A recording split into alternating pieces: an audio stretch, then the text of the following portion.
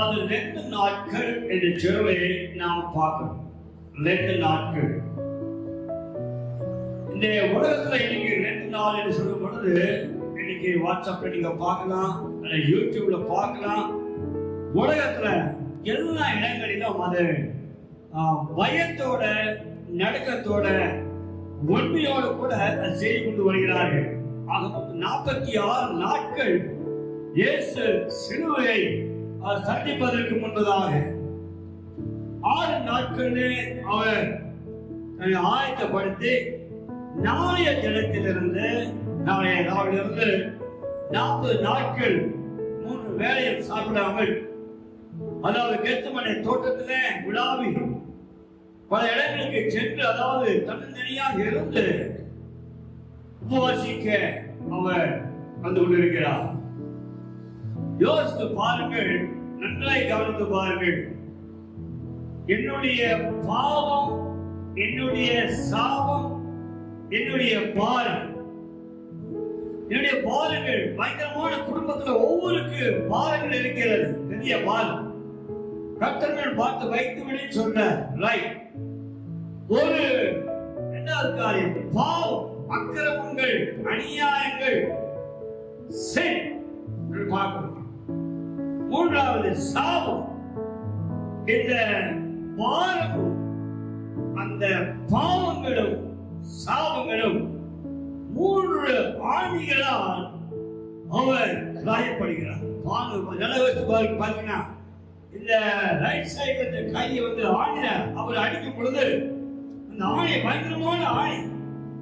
அவர் அடிக்கும் பொழுது துடிக்கிறது உடம்புகள், சரீரம் துடிக்கிறது. அவர் பாவம் செய்யவில்லை, அவர் பாவத்தை அறியாதவராயிருந்தார். ஆனால் பாவம் செய்த நீங்கள் இந்த கையில நிறைய பாவம் பண்ணியிருக்கிறோம். இந்த பாவங்கள், நீங்க செஞ்ச பாவத்தை அவர் ஆணியால் கடாயப்படுகிறார். எந்த மகாத்மாக்களும், எந்த தலைவர்களும் உங்களுக்காக செய்தது கிடையாதுங்க. இயேசு கிறிஸ்து ஒருவர் தான். 2வது காரியம், 2வது ஆணி அடையப்படுகிறார்கள். இந்த கையில் அவர் ஆணி அடைகிறார்கள். அந்த ஆணி அடிக்கும் பொழுது சரீரம் முழுவதும் செக்கிரமாக மாறுகிறது, பேச்சுக்கு வருகிறது. உன்னுடைய பாருங்கள் நீங்க சுமக்க வேண்டாம் அப்படி சொல்லி அவர் சிலுவையிலே சுமந்து கொண்டு வருகிறார். 2வது பாரம். 3வது இந்த கால் வந்து ஆணியால் கடாயப்படுகிறார். தேவையில்லாத இடத்துல போய் இருக்கிறோம், தேவையில்லாத இடத்துக்கு போய் கால் போய் இருக்கிறது. சரி, யோசித்து பாருங்கள். சிறிதுவாக 3வது ஆணி அவர் கடாயப்படுகிறார். 3 ஆணிகளிலே 3 விதமான கொள்கையை அவர் நிறைவேற்றுகிறார். உன்னுடைய பாரம், உன்னுடைய பாவம், உன்னுடைய சாபத்தை அவர் முறியடித்து ஆசீர்வாதம் அவரை கொண்டு வருகிறார். ஹல்லேலூயா, ஹல்லேலூயா. சிந்தியுங்கள், சற்று சிந்திப்போம். 3 ஆணியின் காரணம் என்ன? சும்மா ஆணி அடிச்சாரா? அப்படி அல்ல, அப்படி கிடையாது. தவறாக செஞ்சிருக்கிற கையே, தவறா பண்ணிருக்கிற கையே, தவறான பொருள் அவன் செஞ்சிருக்கிற கையை வந்து மாறன்னு சொல்லி அநியாயமான கை. ஒரு கண்ணுல அறியா மறுக்கண்ண காமி சொல்லி சொல்றார் ஆண்டவர். இந்த ஆணிகள், 3 ஆணிகள் அவர் கடாயப்படுகிறார். இந்த சிலுவையிலால் கடாயப்படுகிறார், ஆணியால் கடாயப்படுகிறார். இந்த ஆணிகள் பாவம், இந்த ஆணி பாரம். எவ்வளவு தலை தூக்க முடியாத பாரம், மனைவியின் பாரம், புருஷனுடைய பாரம், வேலையில்லாத பாரம், பிள்ளைகளுடைய பாரம், திருமண பாரம், படிப்பின் பாரம், வேலையின் பாரம், வீடு கட்ட பாரம், பலவிதமான பாரங்கள். இந்த பாரங்களை சுமப்பதற்காக இந்த ஆணி கடாயப்படுகிறார். காலங்களே அதாவது ஆணி கடாயப்படுகிறது. அருமையானவர்களே, இந்த தபச நாட்களில் நாம் இந்த ஆணியில் கடாயப்படுகிற நேரங்களில் நாளை 40 நாட்கள் அதே உபவாசிகளை சேவை தீர்மானம் செய்திருக்கிறேன். 3 வேளையும் ஆகாரங்களை ஒதுக்கிவிட்டு, அதாவது குடும்பமானால் இயேசுவோடு சாய்ந்திருக்கணும், ஆவியானவரோடு சாய்ந்திருக்கணும், அவரோடு இருக்க சொல்லிதான், முழங்கால் படிகள் சொல்லிதான், உங்களுக்காக, சபைக்காக, ஆத்மாக்களுக்காக, உங்கள் வீட்டின் எல்லா வகையில் இருக்கிற பிரச்சனைகளுக்காக. ஆகவே தொடர்ந்து இந்த நாட்களில் கூடுமானால் ஒரு நேரம் உபவாசிக்கலாம், நேரம் இங்க வரலாம், மத்தியான ஒரு வேலை இங்க வரலாம், சாயந்தரம் ஒரு வேலை இங்க வரலாம். இப்படியாக உபவாசிச்சோடைய நாளை நிலத்திலிருந்து ஆரம்பிக்கிற வேலையில நான் பயபக்தியோடு கூட, அதாவது என்னன்னா உபவாசிச்சோருக்கு சாப்பிடாம இருந்துட்டு நம்ம ஊரு சுத்திட்டு இருக்க முடியாது. அதுக்கு அப்படி கிடையாது. உபவாசம் என்று சொல்லும் பொழுது ஒரு இடத்தில் உட்கார்ந்து முழங்கால் படிட்டு ஜெபிக்க வேண்டியதான ஒரு நேரம், ஜெபிக்க வேண்டியதான ஒரு தருணம் என்று சொல்லி நாம பார்க்கிறோம். அதாவது 40 நாட்களுடைய கொள்கை என்னன்னா, 1 உபவாசம், 2 ஜெபம். ஜெபிக்கிற ஒரு மகனாக, ஜெபிக்கிற ஒரு மகளாக, ஜெபிக்கிற ஒரு சபையாக, ஜெபிக்கிறதான ஒரு விசுவாசிகளாக நாம் இருக்க வேண்டும் என்று சொல்லலாம். 3வது காரியம் உபவாசம், ஜெபம், அதோடு கூட பரிசுத்த ஆவியானவரால் நிரப்பப்பட வேண்டும். உங்களுடைய வாழ்க்கையில அற்புதம் நடக்கணும். எத்தனை பேர் சொல்றீங்க பாருங்க? என் வாழ்க்கையில் அற்புதம் நடக்கணும் பாஸ்டர். எத்தனை லட்சம் ரூபாய் கடன் இருக்குது, அடைக்க முடியல, என்ன செய்யணும் தெரியல, எல்லா இடத்துக்கும் கேட்டு பார்த்துட்டேன், எங்க பார்த்தாலும் டோர் க்ளோஸ், நோ நோ சொல்றாங்க தவிர எஸ் சொல்லி யாரும் முன்னுக்கு வரல. Now the final decision is என்னன்னா, இந்த உபவாச நாட்கள்ல இவ்விதமான போராட்டங்கள், உபத்திரவங்கள், கஷ்டங்கள் தொலைனாக்கா போராடி உபவாசிப்போம், ஜெபிப்போம். தேவன் பெரிய பெரிய காரியங்களை செய்வதற்கு ஆயத்தமா இருக்கிறார். ஹல்லேலூயா. ஒருவருக்கொருவர் அனல் மூட்டி உபவாசத்துல நாம் என்ன செய்யணுமா, கனிகளை கொடுக்கக்கூடியதாக ஒரு விசுவாசியா இருக்கணும். எப்படியா இருக்கணும்? கனிகளை கொடுக்கிற விசுவாசியா இருக்கணும். என்கிட்ட கனி இல்லாம இருந்தாக்கா அது நல்லா இருக்காது. இந்த உபவாச நாட்கள்ல கொள்கை என்னன்னா, என்கிட்ட என்ன பழைய கூட என்ன இருக்குது, தேவையில்லாத கூட என்ன இருக்குது, எல்லாம் ஓரம் கட்டி நான் ஒரு பயங்கர ஒரு கோபக்காரனாக இருப்பேன். அந்த கோபத்தின் ஆவியை நான் விரட்டவன். இன்னைக்கு பார்க்கிற ஊழியக்காரருடைய வாழ்க்கையில, ஊழியக்காரருடைய குடும்பத்தை, ஊழியக்காரருடைய சபையில பார்க்கிறோம், போராட்டங்கள் பார்க்கிறோம், நார்த் இந்தியாவில் பார்க்கிறோம், அன்னைக்கு இடங்கள்ல பார்த்து கொண்டு வருகிறோம். சற்று நாம் சிந்திக்க வேண்டிய ஒரு நேரம். தபசு நாட்கள் சொல்லிட்டு நீங்க கூடுமான வரைக்கும் சபைக்குள்ள நீங்க வந்து பாருங்க. இங்க இருந்து ஆசீர்வாதம் வாங்கிட்டு நான் வெளியே முடியும் தவிர வெளியே இருந்த ஆசீர்வாதம் உங்களுக்கு வராது. தேவன் சொல்ல கிடையாது. வேதத்தை அழகா சொல்லுது, என்னிடத்தில் வாருங்கள். வருத்தப்பட்டு வாசிக்கிறவர்களே, நீங்க எல்லாரும் என்னிடத்தில் வாருங்கள், என்னை நோக்கி கூப்பிடுங்கள், நான் உங்களுக்கு வரவு கொடுத்து உங்களுக்கு அறியாததும் தெரியாததும் பெரிய காரியங்கள் அறிப்பேன் சொல்றாரு. பெரிய காரியம் சொல்றாரு. நீங்க என்ன செய்யணும்? இன்னைக்கு என்ன தப்பு பண்றது தெரியுங்களா? நம்முடைய முதலாளி கிட்ட நம்ம கோச்சிக்கிறோம். எந்த ஒரு ஒர்க்கரும், வேலைக்காரரும், ஊழியக்காரரும், விசுவாசியும் நாம் செய்ய வேண்டிய காரியம் என்னன்னா, வானத்தையும் பூமியும் படைத்த ஆண்டவராக இயேசு கிறிஸ்துவை வேண்டிக்கூடாது, கோபித்துக் கொள்ளக்கூட நம்ம சரணாகி சேரணும். பிளாட் ஆயிடும். நல்ல கவனிச்சு பாருங்க. முஸ்லிம் பாருங்க, ட்ரெயின்ல நம்ம போயிட்டு, நான் ஒரு ட்ரெயின்ல போயிட்டு இருந்தேன். அந்த ஒரு முஸ்லிம் பக்கத்தில் கொண்டு வந்தாரு. ஒரு டைம் வந்துருச்சு அவருக்கு. நேரா ஒன் செகண்ட் சொல்லிட்டு கீழே அப்படியே தொடச்சிட்டு செருப்பை சில தூரமா கட்டி வச்சுட்டு டவல் எடுத்து போட்டுட்டு நல்ல ஒரு நெத்திய வந்து அந்த தலையில படுகிறது. அவிதமாக தன்னுடைய தலையை சாய்த்து தொடுபடியாக வைத்து எழுந்திருக்கிறார். சரி, ட்ரெயின் கொஞ்சம் தூரம் போயிட்டு 4 மணி ஆகிடுச்சு. மத்தியானம் 12 மணிக்கு 4 மணி ஆகிடுச்சு. திரும்ப அவிதமாக பண்ணார். அவரு சாதாரண இயேசுவை அவர்களோட இயேசு ஒரு பக்கம் வச்சிருந்தார், தாக்கி வைக்கிறது கிடையாது. ஆனால் நம்புகிறார்கள். நாம் இயேசு அறிந்தவர்கள் நாம் எப்படி வாழ்ந்து கொண்டிருக்கிறோம் அல்லது எப்படி நாம் அவரை மதிக்கிறோம் என்பதை நாம் அறிந்து கொள்ள வேண்டும். மிக அழகாய் தெளிவாக சொல்கிறது. ஆகவே நாம் இந்த 40 நாட்கள்ல நம்முடைய பயணத்தை தைரியத்தோட உண்மையோடு கூட ஒரு எந்தவித சந்தேகம் இல்லாமல் எந்தவித டயர் இல்லாமல் நம்ம தொடர்ந்து இந்த பயணத்தை நாம செய்வோம். இன்றைக்கு எடுத்துக்கொள்ள வேண்டியதான ஒரு பகுதி Joel, the book of Joel chapter 2. யோவேல் 2ஆம் அதிகாரம், யோவேல் 2ஆம் அதிகாரம் 12 இருந்து 18 வரை நாம் படிப்போம். யோவேல் 2ஆம் அதிகாரம் 12 இருந்து 18 வரைக்கும் படிப்போம்.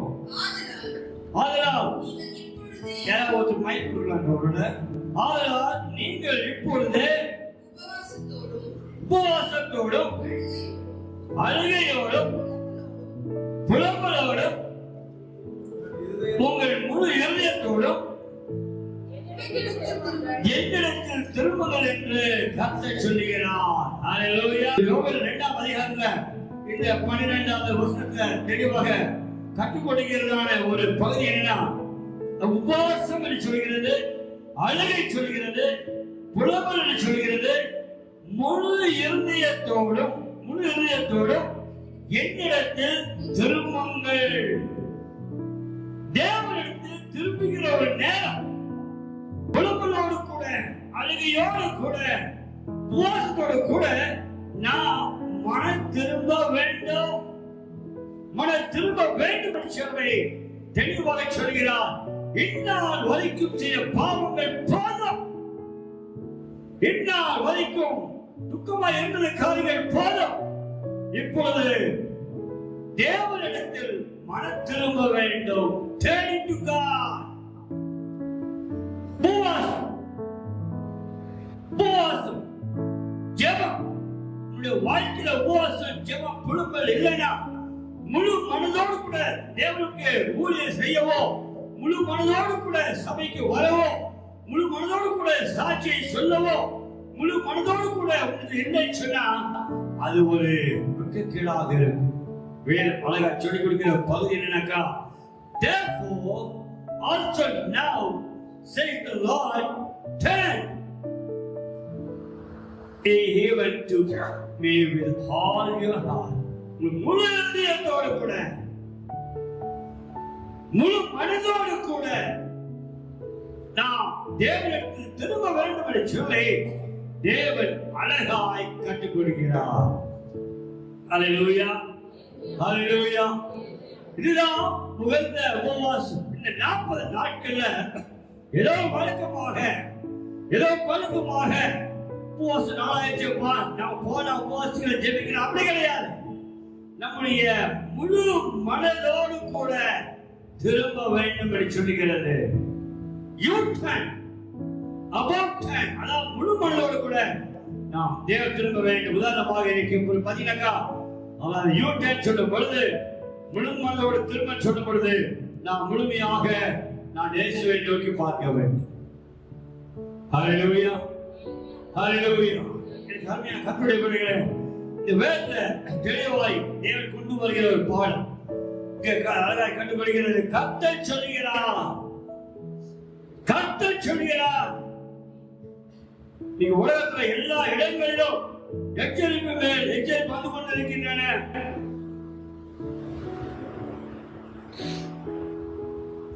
இயேசு கிறிஸ்து சீக்கிரமாக வரப்போகிறார் என்று சொல்லி உலகத்தில் நடக்கிற சம்பாஷணையை பார்த்து கொண்டு வருகிறோம். உலகத்தில் நடக்கிறதான கொலைகள், அதாவது சண்டைகள் எல்லாம் பார்த்து கொண்டு வருகிறோம். இந்த நாட்கள் நேருக்கு நேராக பார்க்கிறோம். பரிதாபமான காரியங்களை பார்த்து கொண்டு வருகிறோம். பஞ்சங்கள் 2 நாள் முன்னாடி அவர் சொல்லியிருக்கிறாரு, சைனாவில் பயங்கரமான ஒரு கொள்ளை நோய் வரப்போகிறது என்று சொல்லி. கொரோனா பீரியட் பெருசா இருக்கும், இனி அதிகமான காரியம் வந்து கொண்டு இருக்க சொல்லி பார்க்கிறார். ஆகவே இந்த கடைசி நாட்கள்ல ஏதோ வழக்கமான கிறிஸ்துவனாக இருந்து விடாதபடி, ஒரு விசுவாசியாக இருந்து விடாதபடி, ஏதோ ஒரு வெந்ததை தின்று வெறுமனே என்று வாழ்ந்து விதி வந்தால் சாதனை சொல்லி வாழ்ந்து விடாதபடி வாழ்கிற ஒரே ஒரு வாழ்க்கையில இயேசுவுக்காக வாழும். ஹalleluya, ஹalleluya. ஜோர கைகளை தட்டி நம்ம அனுஜலுக்கு பார்ப்போம். praise the Lord. 17 வயதுல நான் ஊழியத்துக்கு வந்த ஒரு மனுஷங்க. 17 வயசுல ஊழியத்துக்கு மலையில இருந்து இறங்கி வந்தாச்சு. வந்த பாதைகள், நடந்த பாதைகள், போன பாதைகள் எல்லாவற்றையும் பார்க்க முடியும். எல்லாவற்றையும் நான் கடந்து வந்துட்டேன். இந்த 70 வயது வரை பார்க்கும் பொழுது தேவன் இந்த ஊழியத்துல ஒரு ஸ்திரமாக வைத்திருக்கிறார். ஹalleluya. காரணம், பின்வாய் நான் போகவில்லை. என்ன நடந்தாலும் சரி, எத்தனை மரணங்கள் நடந்தது, எத்தனை விபத்துகள் வந்தது, எத்தனை விதமான போராட்டங்கள் இருந்தது. ஆனாலும் மத்தியில் நான் இந்த வேதத்தை நான் கீழே வைக்க கிடையாது. இந்த வேதத்தை தூக்கிட்டு வந்த மனுஷன் தான் இன்னைக்கு தூக்கிட்டு தான் இருக்கிறேன். வேதத்தை தூக்கும் பொழுது அநேக அற்புதங்களை நான் காண முடியும். வேதங்களை நான் தூக்கும் பொழுது, உயர்த்தும் பொழுது இந்த வேதம் நம்மை நடக்கும். ஆகவே இந்த தபசு நாட்கள்ல தேவன் உங்களுக்கு விரும்புகிற ஒரு காரியம் என்னன்னா, உங்களுடைய இருதயத்தை விரும்புகிறார். உங்களுடைய இருதயம், the matter of the heart. இந்த இருதயத்துக்குள்ள ஒண்ணு அழுக்கு இருக்கணும், இல்லைன்னா சுத்தமா இருக்கணும். அழுக்கு என்ன பார்க்கிறோம், நீங்க ஹார்ட் அட்டாக் சொல்லி நிறைய அடைப்புகள் சொல்லி நாம் பார்த்து கொண்டு வருகிறோம். இந்த இருதயத்தை தேவன் கேட்கிறார். மனுஷன் முகத்தை பார்க்கிறார், ஆனால் தேவனோ இருதயத்தை பார்க்கிறார்.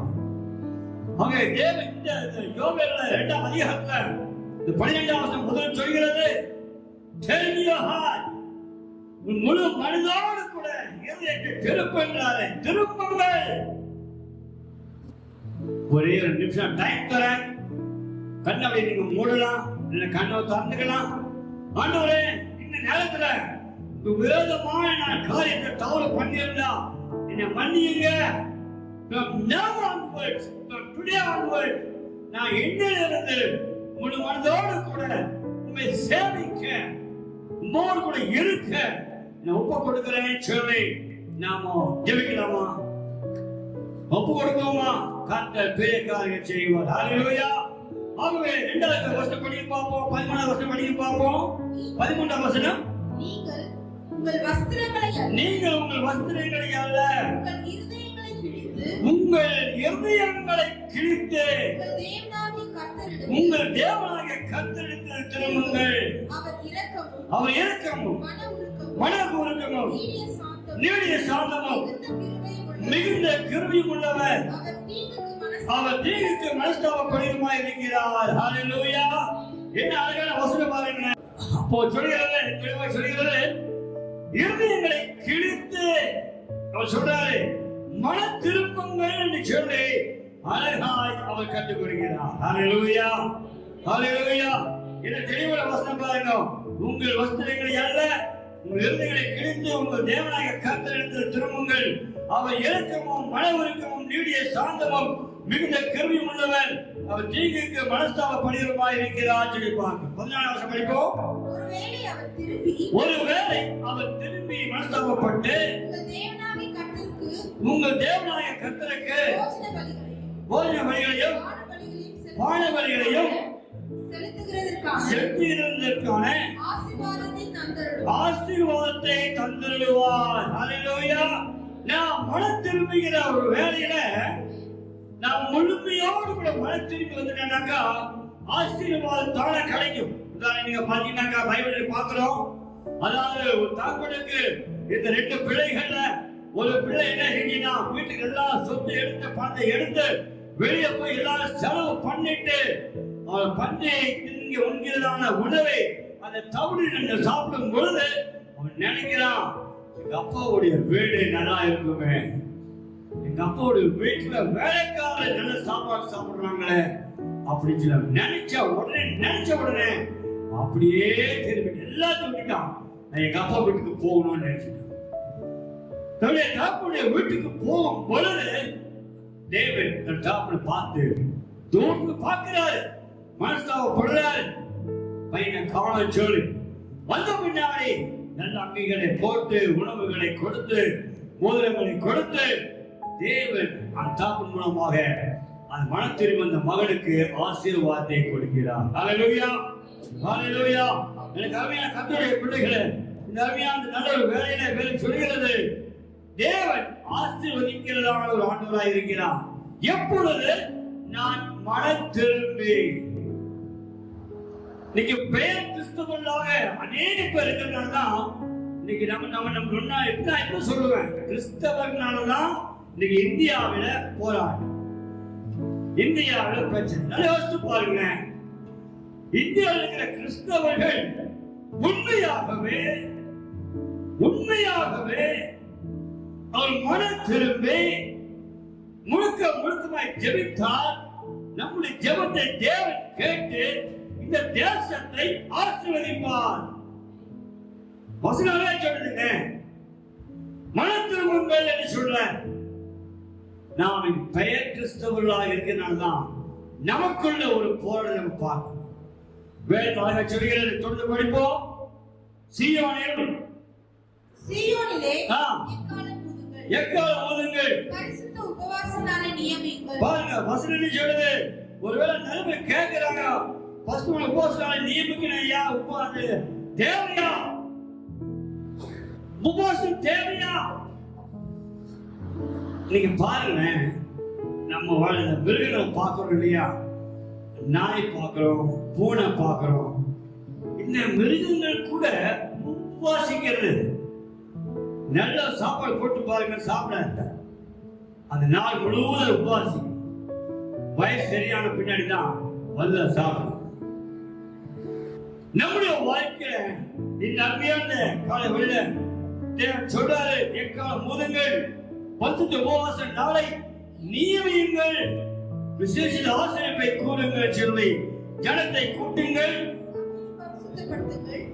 சபையை பரிசுத்தப்படுத்துங்கள், முதியோரை சேருங்கள், பிள்ளைகளை பால் உண்கிற குழந்தைகளையும் கூட்டுங்கள், மணவாளன் தன் அறையையும் மணவாட்டியை தன் மறைவை விட்டு புறப்படுவதாக. கர்த்தரின் பணிவிடைக்காரராகிய ஆசாரியர்கள் மண்டபத்துக்கும் பலிபீடத்துக்கும் நடுவே அழுது, கர்த்தாவே நீர் உமது ஜனத்தை தப்பிவிட்டு புறஜாதிகள் அவர்களை பழிக்கும் நிந்தைக்கும் உங்கள் சுதந்திரத்தை ஒப்புக்கூடாதீர்களோ? உங்கள் தேவன் எங்கே என்று புறஜாதிகளுக்குள்ளே சொல்லப்படுவான் என்பவர்களாக. அப்பொழுது கர்த்தர் தமது தேசத்துக்காக வைராக்கியம் கொண்டு நமது ஜனத்தை கடாட்சிப்பார். ஹல்லேலூயா, ஹல்லேலூயா. நம்முடைய பெரிதான கொள்கை என்னன்னா, இந்த சரீரத்துல என்னென்ன தேவை இல்லையோ நாம் என்ன பண்றோம், சாதாரண குப்பை வைக்கிறீங்க, இந்த குப்பை இருக்கு உடனே நம்ம கிளீன் பண்றோம், ஒயிட் வாஷ் பண்றோம், சுத்தம் வைக்கிறோம், எல்லாம் இது ஒரு வேலைதான், தேவைதான். இந்த இடங்களை சுத்தமா இருக்கணும். பிள்ளைங்க வராங்க, பெருக்கிறாங்க, சேர் போடுறாங்க, எல்லாம் சொல்றாங்க, எல்லாம் ரைட். சேர்ந்து அதே மாதிரிதான் இந்த சரீரத்துக்குள்ளாக இருக்கிற ஆளுக்கு கோபங்கள், எரிச்சல்கள், தேவையில்லாத எனக்கு கிட்ட என்ன கெட்ட எனக்கு தெரியும், அதை நான் எடுத்து போட சொல்றாரு. Because the Bible says you are the temple of God. நீங்களே அந்த ஆலயம். இப்போ நம்ம ஆல்பர்ட் நேற்று தம்பி வந்தாரு. ஐயா, ஒரு காலகட்டத்தில் நான் உபவாசிச்சேன். அப்ப வேலை இல்லை. 44 நாள் உபவாசிக்கும் பொழுது நான் தண்ணி குடிச்சிருந்தேன். நான் வயதாயிப்பா இருந்தேன். அப்போ அவர் சொல்றாரு, தண்ணி குடிச்சு நான் உபவாசம் 40 இருந்த பொழுது எனக்குள்ள கடவுள் வந்தார், ஆவியானவர் எனக்குள்ள இருக்கிறார். நடக்காட்டி பாருங்க. முதல்ல அதுக்கு முன்னாடி மற்றவங்களுக்கு இவர் பயப்படுவார். ஆனா உபவாசித்து ஜெபித்து வந்த பின்னாடி மற்றவங்க இவரை பார்த்து பயப்படுறாங்களாம், தலை குடிச்சிட்டு போறாங்களாம். அப்ப எனக்குள்ள ஒரு ஆவியானவர் யாரோ இருக்கிறாரு உணர்ந்தையா, ஆவியானவர் இருக்கிறார் என்று உணர்ந்தேன். அந்த பிராக்டிக்கலாக நடையாக நான் அனுபவிச்சேன் அப்படின்றார். அது கேட்டபொழுது நான் இன்னும் சந்தோஷப்பட்டேன். உபவாச நாளை நியமியுங்கள். Fast and pray. Then you can see the result. அழகா சொல்லுது, இவ்விதமான பிசாசுகளை உபவாசத்தாலும் ஜெபத்தாலும் மட்டுமே என்று வேறு ஒன்றினாலும் போகாதே. ஹல்லேலூயா, ஹல்லேலூயா. எனக்கு அருமையான கர்த்தருடைய பிள்ளைகளே, இந்த 18ஆம் வசனம் சொல்கிறது, அப்பொழுது கர்த்தர் தம் தேசத்துக்கு வயதாகி கொண்டு நம் ஜனத்தை கடாட்சிப்பார். ஹல்லேலூயா, ஹல்லேலூயா. தேவன் கொடுத்த வாக்குறுதிகளை, கொடுத்த வாக்கு தத்துவம் ஒரு பொழுதும் மாறவே மாறாதுங்க. மனுஷன் சொல்லுவான் மாறிடும். அவர் நேற்றும் என்றும் நாளை என்றும் மாறாதவர். Is the Lord yesterday, today and forever. Hallelujah, hallelujah. ஜோர கைகளை தட்டி நல்ல ஒரு ஆளுநருக்கு பாருங்க. Praise the Lord. பேர்பட்ட ஆண்டவருடைய கையில வச்சுட்டு நாம சும்மா வந்துட்டே இருக்கோம். கோயிலுக்கு வாங்க, வர வர வர வர சேர்த்திருப்பார்கள் சொல்லி வேலை சொல்லுகிறது தொண்டரான் சங்கீதத்தில். இந்த ஆலயத்தை வருவதை விட்டு விடுகிறார்கள் சிலர். அவங்க அநேக பேர் இன்னைக்கு என்னன்னா பெரிய பெரிய வேலையை தான் நம்பி இருக்கிறாங்க தவிர, தன்னுடைய அறிவை நம்பி இருக்கிறாங்களே தவிர, நம்முடைய ஆஸ்தியை நம்பி இருக்கிறாங்க தவிர, இன்னைக்கு நம்ம வேதத்தோட வாக்கு தத்துவங்களை நம்புவது கடினமாய் காணப்படுகிறது. பைபிள் சேஸ், அழகா சொல்லுங்க, விசுவாசிக்கிறவனுக்கு எல்லாம் கூட. ஹல்லேலூயா. வானமும் பூமியும் ஒழிந்து போனாலும் தேவனுடைய வார்த்தை ஒரு பொழுது ஒழிந்து போவது கிடையாது. சொல்லுங்க, உங்கள் எழுதியா கலங்காது என்பதாக சொல்றேன். கர்த்தர் பார்த்து வைத்து விட அவனை ஆதரிப்பார். என்னுடைய அனுபவத்துல நான் கட்ட விஷயம் இருந்தாங்க. கர்த்தருடைய வார்த்தை தான் இந்த காப்பாற்றி கொண்டு வந்திருக்கிற காரியத்தை பார்க்கிறேன். ஊழிய பார்க்கிறேன். நன்மையான நல்ல ஒரு வேலையில ஒப்பு கொடுத்தோம். ஆண்டவரே, இந்த உபவாசி கூட படம் நாம இந்த பயந்துக்கிறோம்.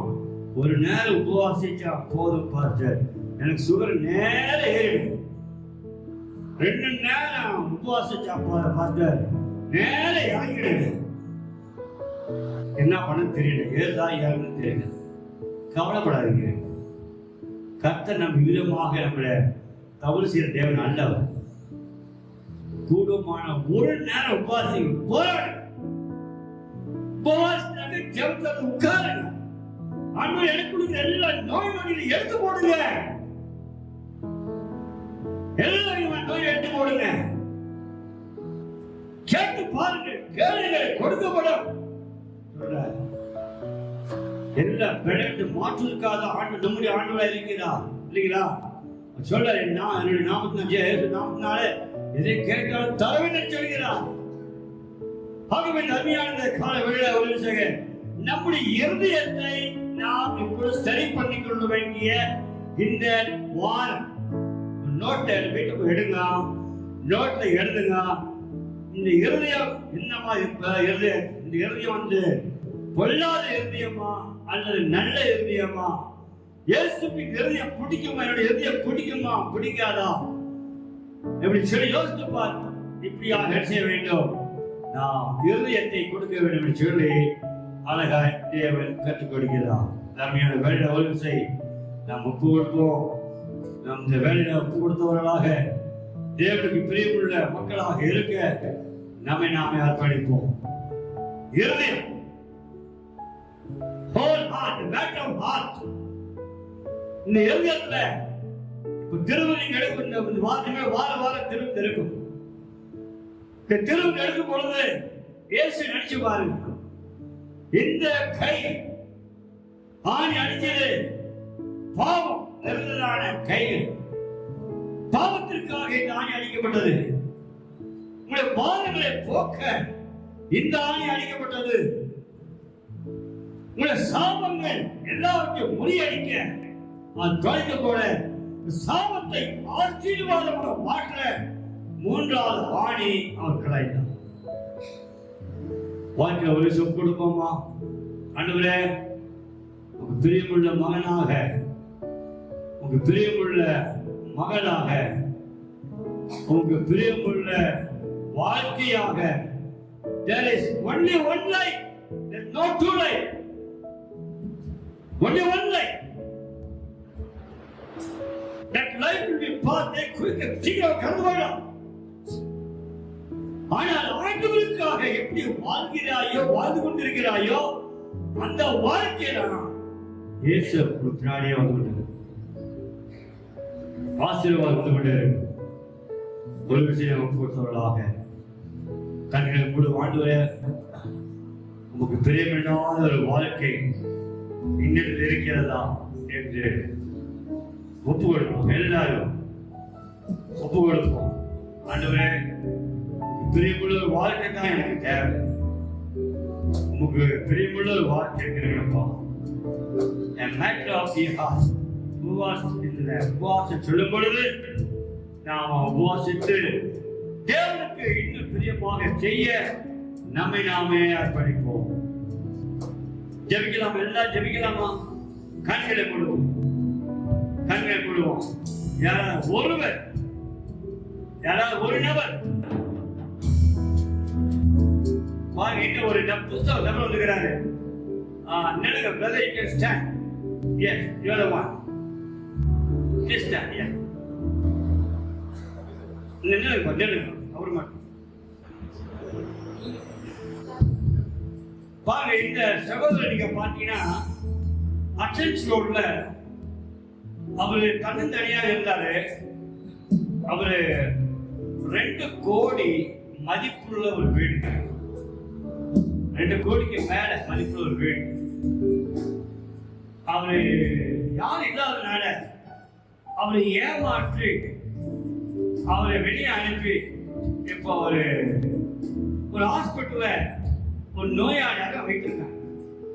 அவர் இப்போ போனாலும் வராரு. First I don't know what I do. All my documents அந்த கான்வென்ட்ல சர்டிபிகேட் இருக்குது அப்படின்னு சொல்லி அவர் சொல்லியிருக்கிறார். அந்த நபர்கள் ஆல்மோஸ்ட் ட்ரை, அவங்க எந்த கெட்ட பழக்கம் கிடையாது. குவாலிஃபைட் பர்சன், கம்ப்யூட்டர் நல்லா படிச்சவர், கம்ப்யூட்டர் படிச்சவர், சென்ட் ஜோசப் கிரைஸ்ட் காலேஜ்ல படிச்சவர்.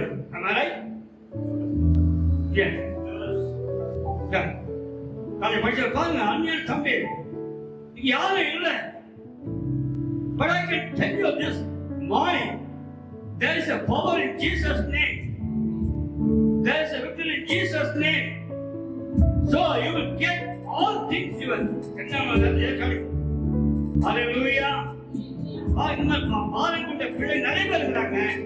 நமக்கு என்ன நமக்கு கொஞ்சம் நான் கடுமையாக பாவிச்சுக்கிறோம். ஆனா இந்த பிள்ளைகள் போல நீங்க பார்த்தீங்கன்னாக்கா அநேக காரியங்களை படிக்கிறாங்க. பார்க்கும் போதெல்லாம் வேதனையா இருக்கும். ஒரு தகப்பன் இல்லாத தாய் இல்லாத ஒரு மனுஷன், படிச்ச மனுஷன் ரோட்ல அப்படியே போய் கொண்டிருக்கிறார். நீங்க அழகா இருக்கீங்க, உட்காந்துருக்கீங்க. நாம் அந்த கால வேலை உபவாசை நாளை நியமியுங்கள். உபவாசிப்போம், ஜெபிப்போம். Prayer goes up, blessings coming down. ஜெபிக்கிற ஒவ்வொரு பிள்ளைகளுக்கு தேவன் ஒரு நல்ல ஒரு வெற்றியுள்ள வாழ்க்கையை தேவன் தந்திருக்கிறார். நம்முடைய ஆண்டவர் பொய் சொல்லக்கூடிய தேவன் அல்லங்க. பொய்யை சொல்ல மாட்டார். சொன்னதுதான். Hallelujah. Hallelujah.